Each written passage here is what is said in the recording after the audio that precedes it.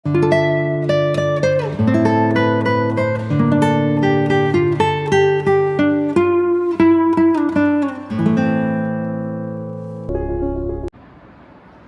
ബെത്തേൽ voice 12A സ്വാഗതം.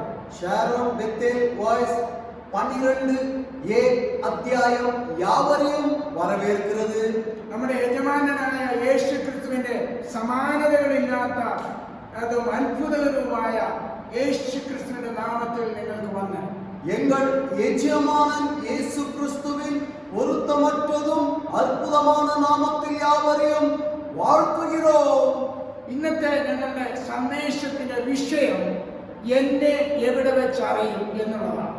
இன்றைக்கு நம்முடைய செய்தி பகிர்ந்து கொள்ள இருக்கிறது தலைப்பு என்னவென்றால் நீர் என்னை எப்படி அறிவீர் என்று.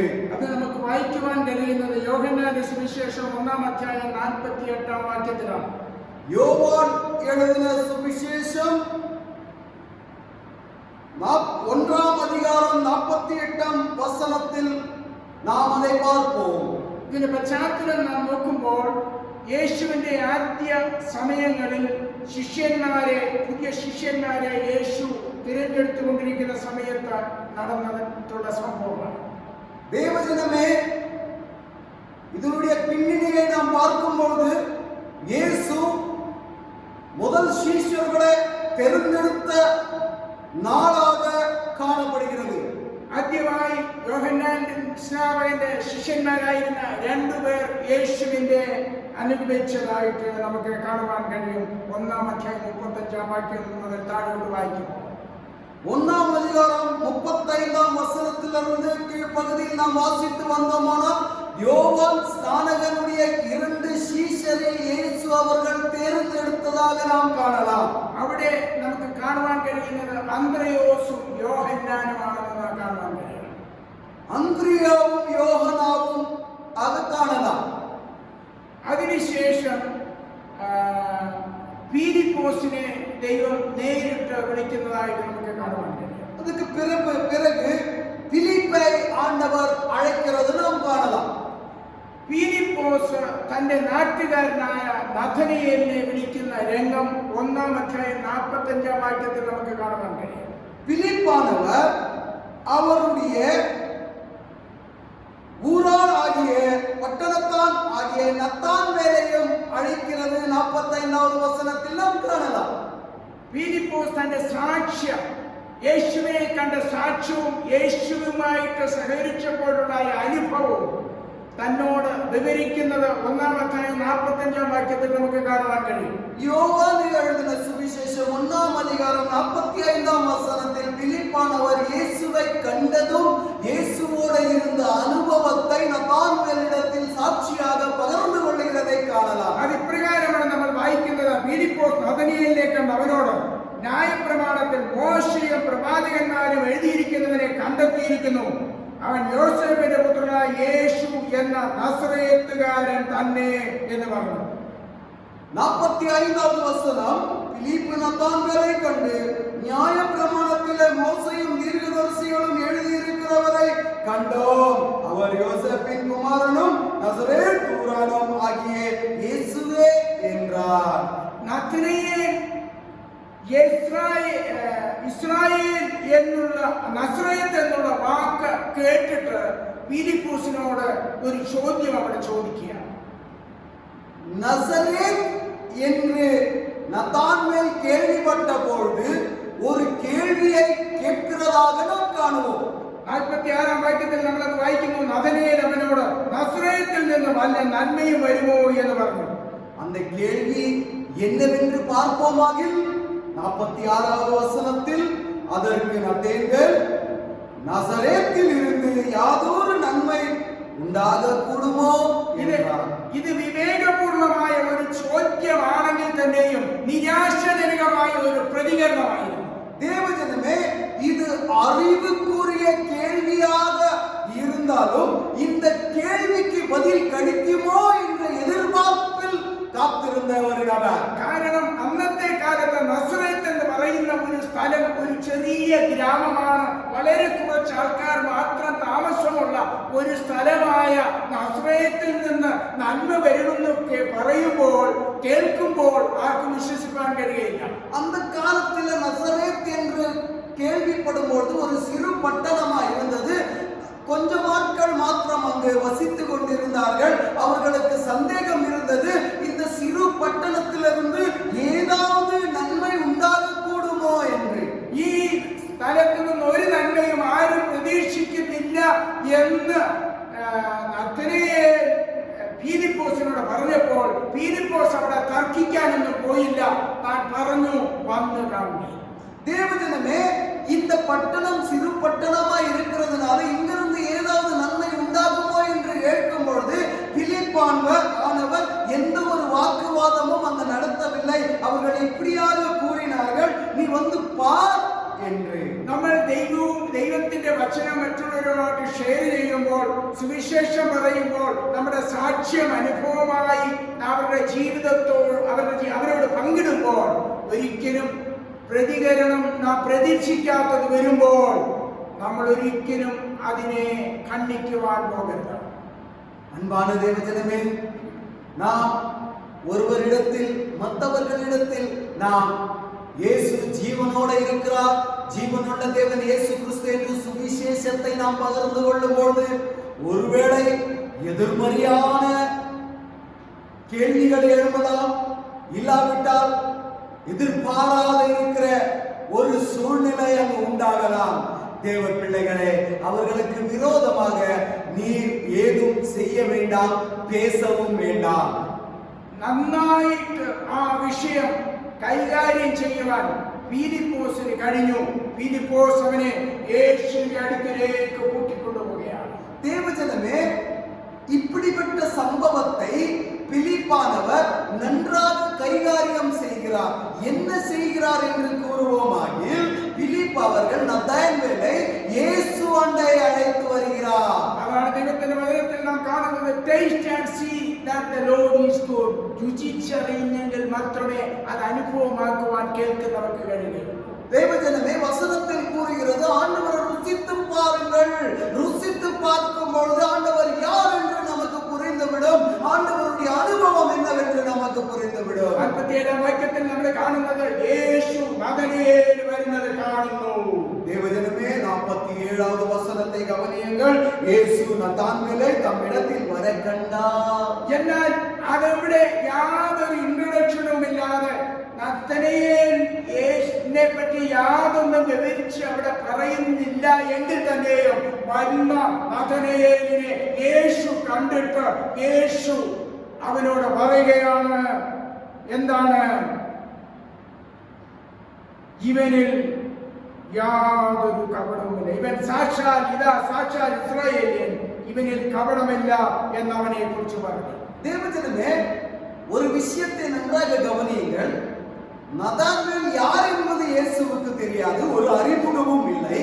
ஆனால் நத்தான்வேல் வருகிறதை கண்டு இயேசு ஆனவர் தொலைவு தூரத்திலிருந்து நத்தான்வேலை கண்டு இயேசு இப்படியாக அவனை குறித்து ஒரு சாட்சியை கூறுகிறார்.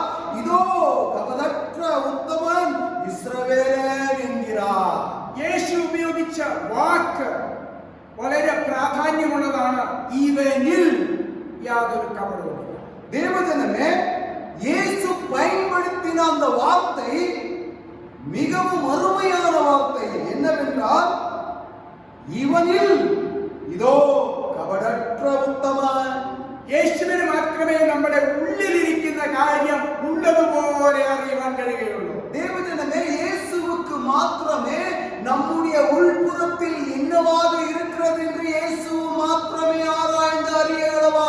മറ്റുള്ളവർക്ക് പുറമേ ഉള്ളത് മാത്രമേ കാണുവാൻ കഴിയുള്ളൂ. പുറമേ ഉള്ളത് ഒരു ഫാക്ട് അല്ല, അത് ഒരു ഷോ മാത്രമാണ്. தேவஜனமே, மற்றவர்கள் உலகத்தார் இப்படியாக வெளிப்புறமாக பார்த்து அவர்கள் ரசிக்கிறதும் உண்டு, அவர்கள் நம்புகிறதும் உண்டு.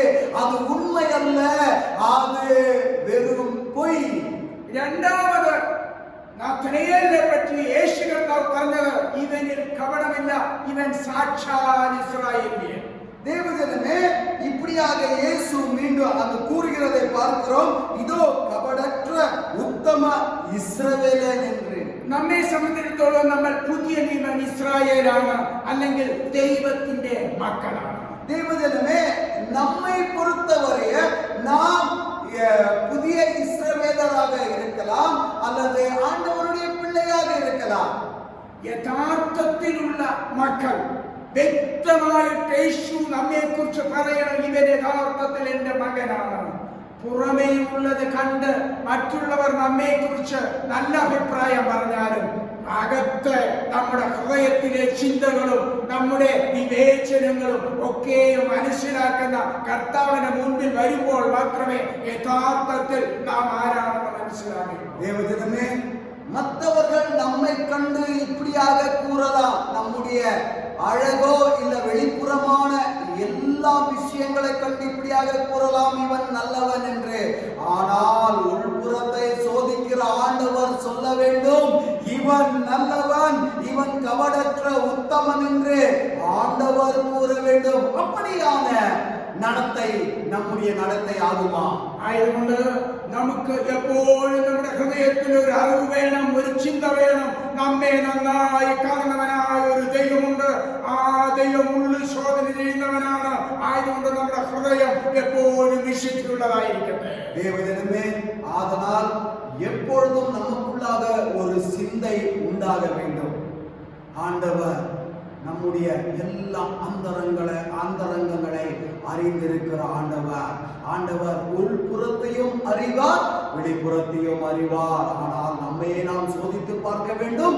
ஆண்டவருடைய சமூகத்தில் நாம் உத்தமமாக காணப்படுகிறோமா என்று 1:48 വാക്യം നമ്മൾ വായിക്കുമ്പോൾ നമുക്ക് കാണുവാൻ കഴിയുന്നത്, നഥനയേൽ യേശുവിന്റെ പ്രതികരണം കേട്ട് ആശ്ചര്യപ്പെട്ടു. താൻ ചോദിക്കുകയാണ്, നഥനയേൽ അവനോട് എന്നെ എവിടെ വെച്ചറിയും എന്ന് ചോദിച്ചതിന്, ഫിലിപ്പോസ് നിന്നെ വിളിക്കും മുമ്പ് നീ അത്തിയുടെ വീട്ടിൽ ഇരിക്കുമ്പോൾ ഞാൻ നിന്നെ കണ്ടു എന്ന് യേശു ഉത്തരം പറഞ്ഞു. தேவஜனமே, இயேசு கூறின வார்த்தையை கேட்டு நத்தான்வேல் அவர்களுக்கு ஆச்சரியம் உண்டானது.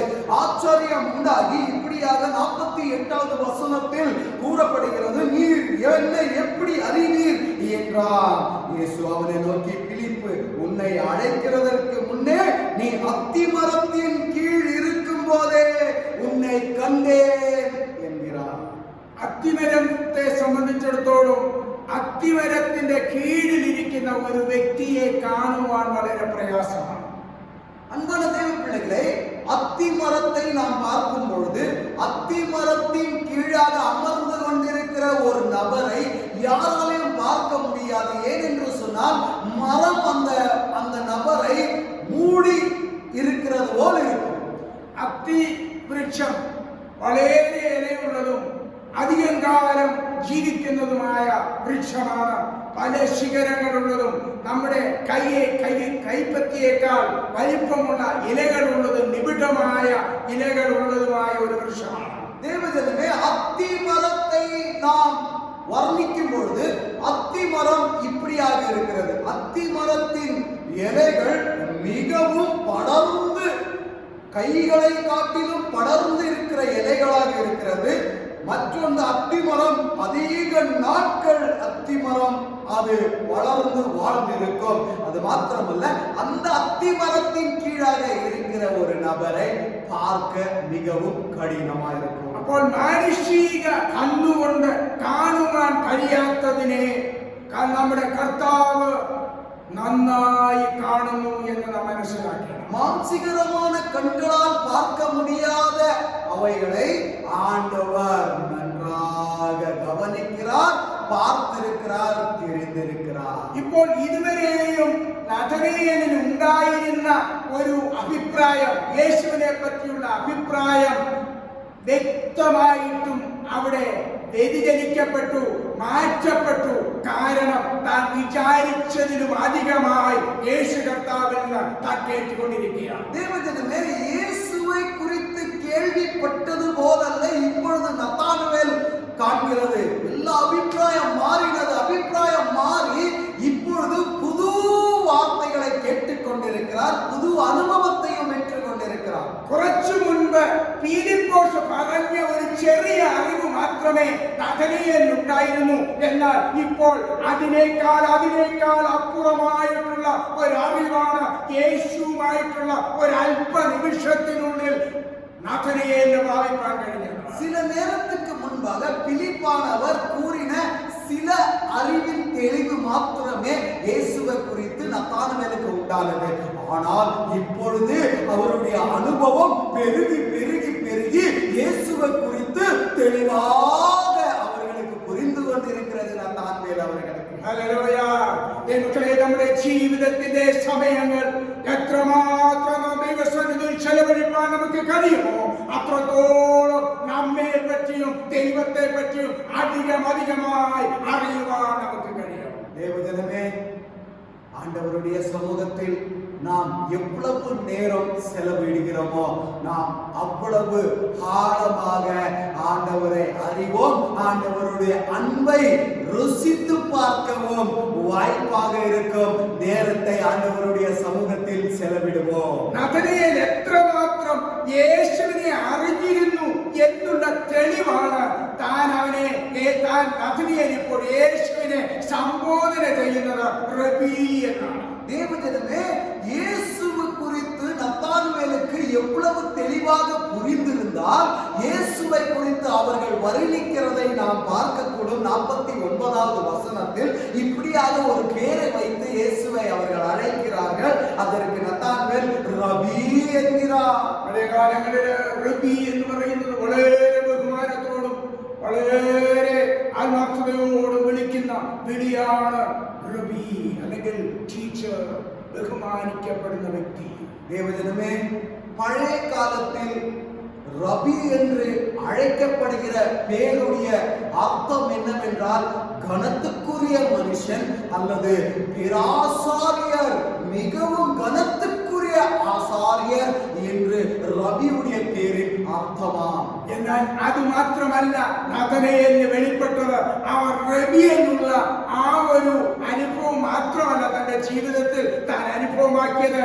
അടുത്തത് താൻ സംബോധന ചെയ്യുന്നത് നീ ദൈവപുത്രനാണ്. தேவஜனமே, ரபி என்ற பேர் மாத்திரம் அவர்களுக்கு புரிந்து கொள்ளவில்லை. அவர்கள் இன்னொன்றையும் புரிந்து கொண்டிருக்கிறார். அது என்னவென்று சொன்னால் நம்முடைய ஆண்டவரை அவர்கள் புகழ்ந்து சொல்லுகிறார், நீர் தேவனுடைய குமாரன் என்று. അതിനപ്പുറമായി ഒരു സ്റ്റെപ്പ് കൂടെ താൻ മുൻപോട്ട് പോകുകയാണ്. താൻ വീണ്ടും പറയുകയാണ്, നീ ഇസ്രായേലിന്റെ രാജാവാണ്. കാരണം ഭാവിയിൽ വരാൻ പോകുന്ന മശിഹ ജനത്തെ നീതിയോടെ വാഴുവാൻ, നീതിയോടെ ഭരിക്കുവാൻ വരുന്നവനാണ് തന്റെ മുന്നിൽ നിൽക്കുന്നത് എന്ന് വാസ്തവമായി താൻ അനുഭവിച്ച് അറിയുകയാണ്. தேவஜனமே, நன்றாக கவனிங்கள். முதலாவது அவர்கள் என்ன கூறினார்? ரபி என்கிறார். அடுத்தது என்ன கூறுகிறார்? நீ தேவனுடைய குமாரன் என்கிறார். அடுத்தது இன்னொரு படி அவர்கள் முன்பாக சென்று அவர்கள் கூறுகிறார், நீ இஸ்ரவேலின் ராஜா என்கிறார். அது மாத்திரமல்ல, நீதியின் தேவன், நீர் மனுஷர்களை ஆளுகை செய்ய நீர் வரப்போகிற நீதியின் தேவன் என்கிறார். ആദ്യം വന്ന ആ ഒരു അനുഭവമല്ല ഇപ്പോൾ നഥനയേലിൽ ഉണ്ടായിരുന്നത്. ആദ്യം താൻ ചോദിച്ചത് how do you know me, നീ എന്നെ എങ്ങനെ അറിയുമെന്നുള്ളതാണ്. தேவஜனமே, முதல் இருந்த அனுபவம் அல்ல இப்பொழுது நத்தான்வேலிடத்தில் காணப்படுகிறது. முதல் அவர்கள் இப்படியாக கேட்டார்கள், நீ என்னை எப்படி அறிவீர் என்று. ஆனால் இப்பொழுது அவர்களுடைய அனுபவம் அதிகரித்து கொண்டிருக்கிறதை நாம் காண்கிறோம். യേശുവിന്റെ സന്നിധിയിൽ വന്നപ്പോൾ അവന്റെ ചോദ്യത്തിന്റെ ഉത്തരം അവന് തന്നെ മനസ്സിലായി. தேவஜனமே, இயேசுவுடைய சமூகத்துக்கு வந்த பொழுது அவர் கேட்ட கேள்வியுடைய பதில் அவர்களுக்கே புரிந்தது. കാരണം അവൻ റബിയാണ്, അവൻ ദൈവത്തിന്റെ പുത്രനാണ്, അവൻ വരാൻ പോകുന്ന രാജാവാണ്. அந்த கேள்விக்கு பதில் என்னவென்று சொல்ல முடியுமா?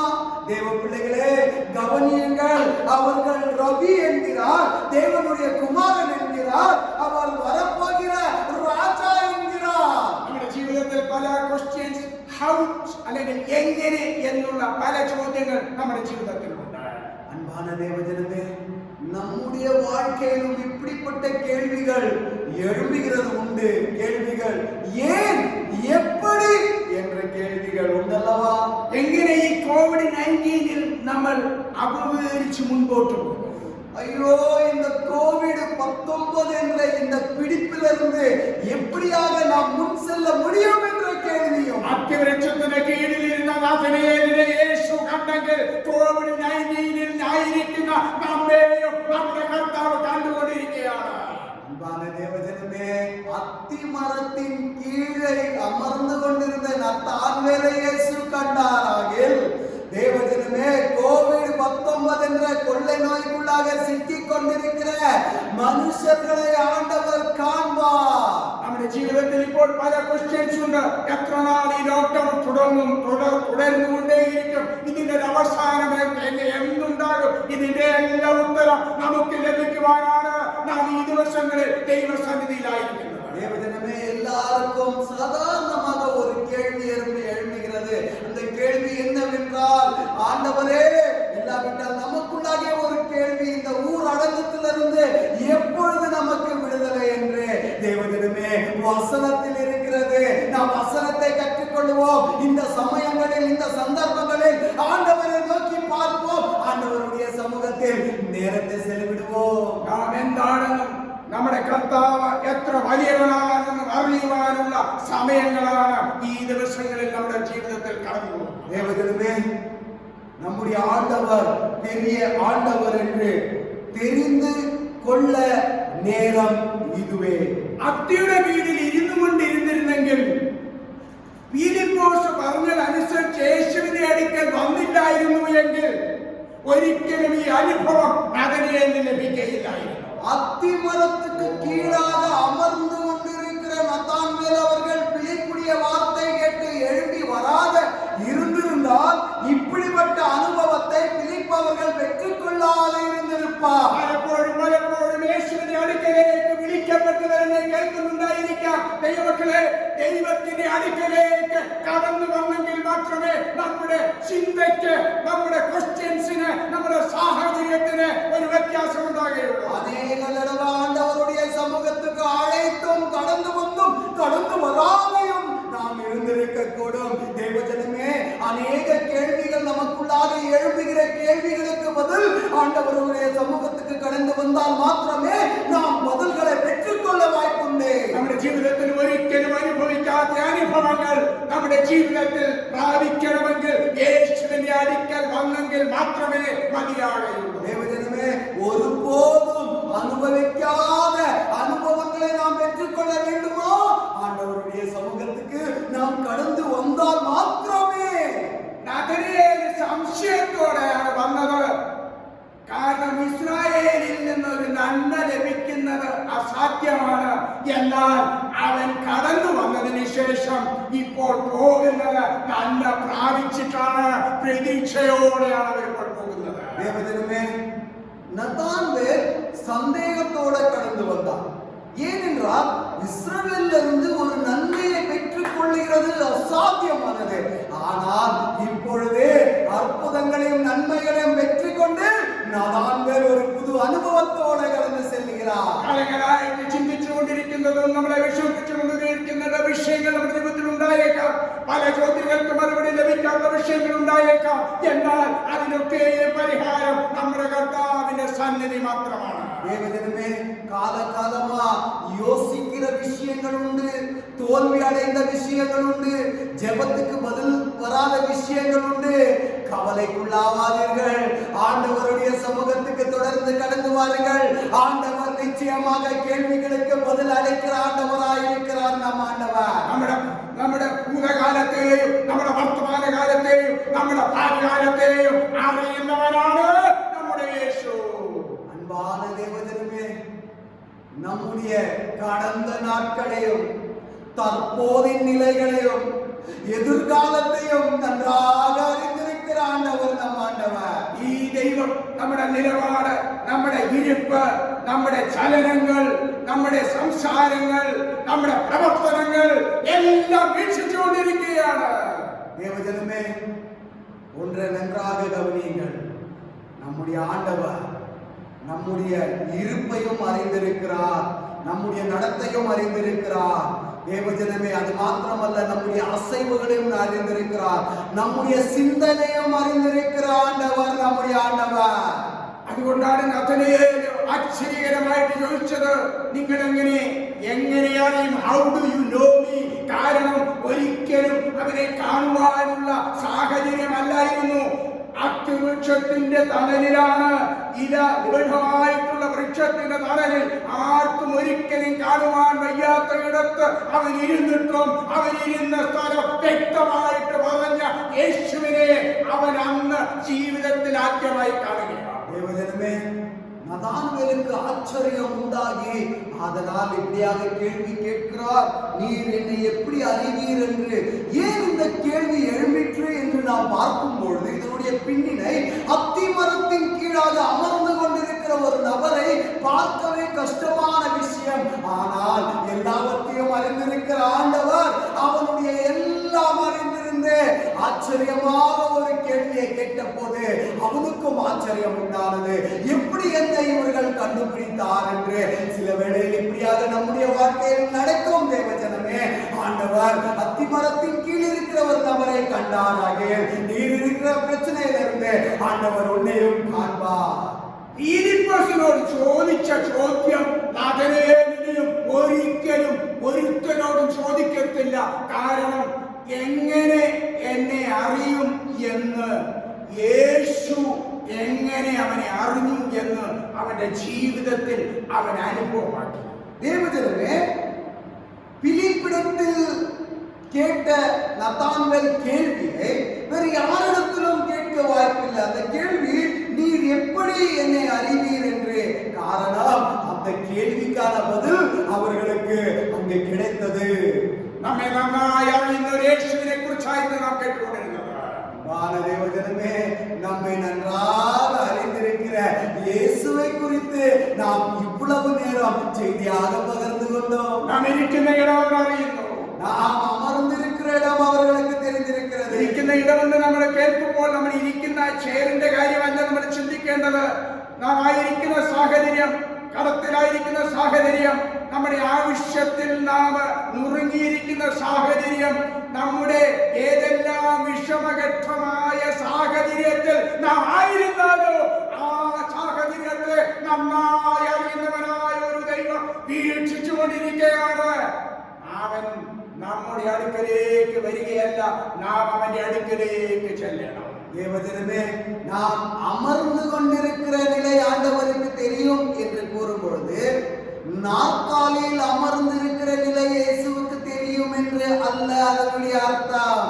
தேவஜனமே, காலகாலமாக பிரச்சனையில் அமர்ந்து கொண்டிருக்கிறது, கடன் பிரச்சனையில் அமர்ந்து கொண்டிருக்கிறது, வியாதி என்ற பிரச்சனையில் அமர்ந்து கொண்டிருக்கிற நிலைகள் ஆண்டவருக்கு இயேசுவுக்கு நன்றாக தெரிந்திருக்கிறது. அதனால் நாம் இயேசு நம்மை தேடி வருகிறதுக்கு முன்பாக நாமும் இயேசுவை தேடி செல்லலாமே. ഒരിക്കലും ഒരു നസ്രയത്തുകാരനിൽ നിന്ന് ഈ നഥനയേൽ ഇങ്ങനെയുള്ള അനുഭവം ഒരിക്കലും പ്രതീക്ഷിച്ചില്ല. தேவஜனமே, ஒரு நாளும் நஸ்ரேத்திலிருந்து இவர்களுக்கு ஒரு நன்மை வரக்கூடுமோ என்று எதிர்பார்க்கவில்லை. നമുക്ക് മറ്റൊരിടത്തു നിന്നും പ്രതീക്ഷ ഇല്ലാതിരിക്കേണ്ട സാഹചര്യത്തിൽ എല്ലാ പ്രതീക്ഷയും എല്ലായിടത്തു നിന്നും നഷ്ടപ്പെടുമ്പോൾ നിരാശപ്പെടേണ്ട. നമ്മുടെ പ്രതീക്ഷ ഊട്ടി ഉറപ്പിക്കുന്ന ഒരു ദൈവമാണ് നമ്മുടെ ദൈവം. தேவஜனமே, மற்றவர்கள் உதவி செய்வாரா என்று எதிர்பார்ப்போட இருக்கிற நேரங்களை விட்டு விட்டு தேவஜனமே, ஆண்டவரை நாம் எதிர்பார்த்து இருப்போம். கைவிடுகிற தெய்வம் அல்ல. ஆண்டவர் மேல் உறுதியான நம்பிக்கையோடு இருப்போம். ஆண்டவர் நிச்சயமாக ஏற்ற நேரத்துக்கு கடந்து வந்து நமக்கு உதவி செய்வார். ആയതുകൊണ്ട് നഥനയേലിനെ പോലെ പ്രതീക്ഷയോടെ നമുക്ക് യേശുവിന്റെ പാദപീഠത്തിൽ നമ്മുടെ സാഹചര്യത്തെ നമുക്ക് പറയാം. നാം ഇതുവരെ അനുഭവിച്ചിട്ടില്ലാത്ത വിടുതൽ യേശുവിൽ നിന്ന് നമുക്ക് കേൾക്കാം. നിരാശയാണെങ്കിൽ പ്രത്യാശയോടെ നമുക്ക് യേശുവിന്റെ പാദപീഠത്തിൽ നിന്ന് മടങ്ങി വരാം. നമ്മുടെ ജീവിതത്തിൽ ഇതുവരെയും അറിഞ്ഞിട്ടില്ലാത്ത വിഷയങ്ങളുടെ മറുപടി നമ്മുടെ കർത്താവിൽ നിന്ന് നമുക്ക് പ്രാപിക്കാൻ കഴിയും. அதனால் தேவஜனமே, நதான்வேல் எதிர்பார்த்தது போல நாமும் ஆண்டவருடைய சமூகத்தில் எதிர்பார்த்து இருப்போம். பிரச்சனையின் மத்தியில் இதுவரை நமக்கு கேள்விகளுக்கு பதில் வராது இருந்திருந்தால் ஆண்டவருடைய சமூகத்தில் காத்திருப்போம். ஆண்டவர் நிச்சயமாக கேள்விகளுக்கு பதில் அளிப்பவர் மாத்திரமல்ல, நம்முடைய கரத்தை பிடித்து ஆண்டவர் வழி நடத்துகிற ஆண்டவராய் இருக்கிறார். പീലിപ്പോസിന്റെ വാക്ക് കേട്ടാണ് നഥനയേൽ പോയെങ്കിൽ ഇന്ന് നാം ആ വാക്ക് തന്നെയാണ് ദൈവത്തിൽ നിന്ന് കേൾക്കുന്നത്. അവന്റെ അടുക്കൽ പോകുവാൻ നടന്നു പോകണ്ട. ആയിരിക്കുന്ന ഇടത്ത് ഹൃദയത്തെ തുറന്ന് നമ്മളായിരിക്കുന്ന സാഹചര്യം അറിയുന്നവനായ കർത്താവിന്റെ അടുക്കലേക്ക് നമുക്ക് ചെന്ന് ഹൃദയം അവനിലേക്ക് ഉയർത്തി നമ്മുടെ ജീവിതത്തിലെ ഭാരങ്ങൾ കർത്താവുമായ ഒരു വ്യക്തി ഒരു കൂട്ടുകാരനോട് പറയുന്നത് പോലെ പറയുവാൻ നമുക്ക് കഴിയുമെങ്കിൽ ആ അനുഭവം, ആ പുതിയ അനുഭവം എങ്ങനെ നഥനയേൽ പ്രാപിച്ചുവോ അതേപോലെ പ്രാപിപ്പാൻ ഇന്നും നമുക്ക് കഴിയും.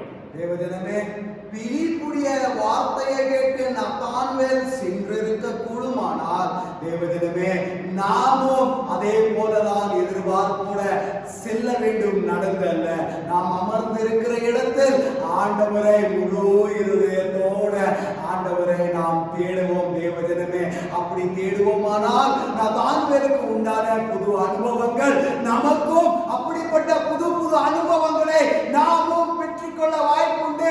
ஆண்டவர் நிச்சயமாக நம்மையும் ஆசீர்வதிக்க வல்லவராயிருக்கிறார். നഥനയേലിനോട് യേശു വേറൊരു കാര്യം പറയുന്നുണ്ട്. നിന്നെ ഫിലിപ്പോസ് വിളിക്കുന്നതിന് മുൻപേ ഞാൻ നിന്നെ അറിയുന്നു. അപ്പോൾ നാം ആരുമായിട്ടൊക്കെ സഹകരിക്കുന്നു എന്ന് അറിയുന്നവനായ ഒരു ദൈവമാണ്.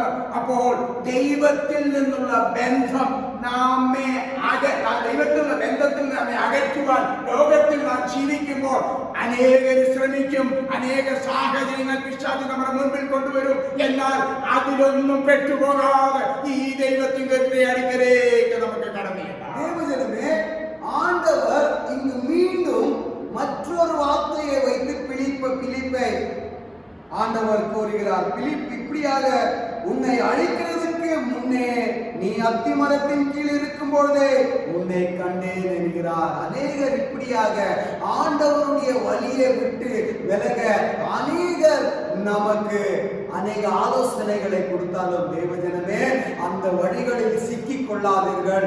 நாம் இன்னும் ஆண்டவருடைய சமூகத்துக்கு நெருங்கி வருவோம், ஆண்டவரை தேடுவோம், ஆண்டவருடைய அற்புதங்களை காணுவோம். അതിനുடைய ദിവസങ്ങളിൽ ദൈവത്തിന്റെ സന്നിധിയിൽ നാം ഈ കോവിഡ്-19 കൂടുതൽ പ്രാർത്ഥിക്കാനുള്ള സമയത്ത് അത് വൃഥ കളയാതെ അത് പ്രയോജനപ്പെടുത്തുവാൻ നമുക്ക് കഴിയുമെങ്കിൽ നഥനയേൽ യേശുവുമായിട്ട് എങ്ങനെ ബന്ധം പുലർത്തിയോ അതിനേക്കാൾ അധികമായി ദൈവത്തോട് ബന്ധം പുലർത്തുവാനുള്ള സാഹചര്യമാണ് ദൈവം നമുക്ക് തന്നിരിക്കുന്നത്. ആയതിനാൽ ദൈവത്തിന്റെ സന്നിധിയിലിരുന്ന് നമുക്ക് ദൈവത്തിന്റെ കൃപ പ്രാപിക്കാം. ഇപ്പോൾ അഭിമുഖീകരിക്കുന്ന വിഷയത്തിൽ നിന്ന് വിജയമെടുക്കാൻ നമുക്ക് കഴിയും. அதனால் இந்த கோவிட்-19 என்கிற இந்த கொள்ளை நோயின் இந்த நேரங்களில் தேவஜனமே அநேகர் ஆண்டவரை விட்டு விலகி போயிருக்கிற நேரங்களுமா காணப்படுகிறது. நாம் என்ன செய்ய வேண்டும்? ஆண்டவருடைய சமூகத்தில் அதிக நேரம் நாம் செலவிட வேண்டும். எப்படியாக நத்தான்வேல் ஆண்டவரோட நெருங்கின தொடர்பு வைத்திருந்தார், அதே போல நாமும் ஆண்டவரோட நெருங்குவோம். இப்படிப்பட்ட சூழ்நிலையில் ஆண்டவர் நிச்சயமாக விடுவித்து நம்மை நடத்துவாராக. ഒരിക്കൽ കർത്താവിന്റെ അടുക്കൽ നഥനയേലിനെ പോലെ വന്നിട്ട് വീണ്ടും ദൈവത്തിൽ അകന്നു പോയിട്ടുള്ളവരെന്നെ കേൾക്കുന്നുണ്ടെങ്കിൽ ഈ സമയം മടങ്ങി വരുന്ന സമയമാണ്. தேவஜனமே, ஒருவேளை நத்தான்வேலை போல ஆண்டவருடைய சமூகத்துக்கு கடந்து வந்து ஆண்டவருக்கு அருகாமலே கடந்து வந்து பாதைகளை பின்வாங்கி சென்றிருக்கிறவர்கள் ஒருவேளை இந்த செய்தியை கேட்டுக்கொண்டிருக்கிறதோ இல்லை ஒளிபரப்பை பார்த்து கொண்டிருக்கிறவர்களா யாராவது ஒரு நபர் இருந்தால் அன்பான தேவஜனமே, மீண்டும் ஆண்டவருடைய சமூகத்துக்கு திரும்பி வாருங்கள். ആദ്യമുണ്ടായിരുന്ന അറിവല്ല നഥനയേലിനുണ്ടായിരുന്നത്. ആദ്യം ഒരു നസറേത്തുകാരനെന്ന് താൻ വിചാരിച്ചെങ്കിൽ ഇപ്പോൾ താൻ തന്നെ സംബോധന ചെയ്തത് റബി, 2 ദൈവപുത്രൻ, 3 നീ രാജാവായി വരുന്നത്.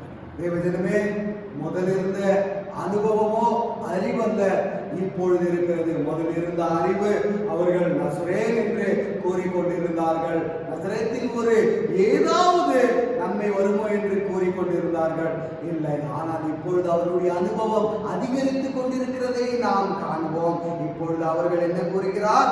ரபி என்கிறார்கள். அடுத்தது அவர்கள் தேவகுமாரன் என்கிறார்கள். அது மாத்திரமல்ல, நீ வரப்போகிற இஸ்ரவேலின் ராஜா என்கிறார்.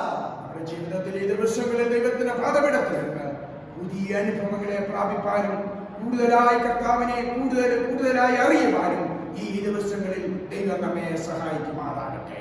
அதனால அன்பான தேவ பிள்ளைகளே, இந்த சூழ்நிலைமையில் இப்படிப்பட்ட நேரங்களில் ஆண்டவருடைய சமூகத்தில் நாம் கடந்து வருவோம். அதிக நேரம் ஆண்டவருடைய சமூகத்தில் செலவிடுவோம்.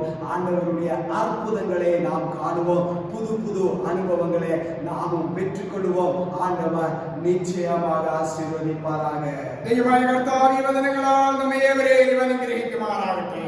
இந்த வசனங்களால் ஆண்டவர் யாவரையும் தாராளமாக ஆசீர்வதிப்பாராக. Jesus is coming soon. விரைவில் ஆண்டவராகிய இயேசு கிறிஸ்து வர இருக்கிறார். ஆமென், ஆமென், ஆமென்.